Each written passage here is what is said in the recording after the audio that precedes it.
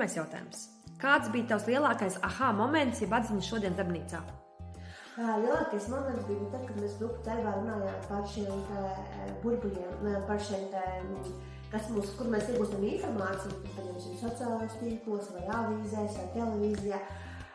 Kāda man grupas dalībnieks pateica, ka atceries to, ka tu varbūt esi ar augstu kritisko domāšanu, bet citi nav, tāpēc iespējams, ka citi cilvēki tiešām ļoti ietekmējās no lietām, kuras viņam pirms viņam atsavā atsūta. Tas man tā nav. Labi.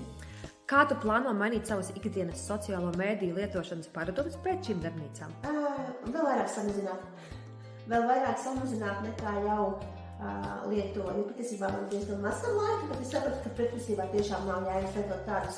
Jālieto tikai pārbaudītas vietas, pārbaudīt informāciju, nav jēgas patērēt laiku kaut kādiem video, tiktokiem, Instagramiem vai tam līdzīgi.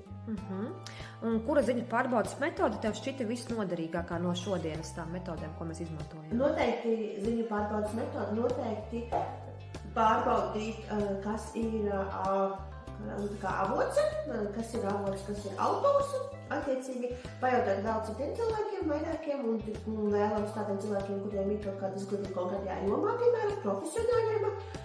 Un paskatīties arī, ko oficiālai ziņu kanāli par to stāsta.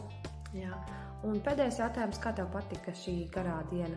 Bija ļoti iedvesmojoši, protams, laikietilpīgi, bet arī ieguva jaunus kontaktus un jaunu informāciju. Labi, paldies! Paldies.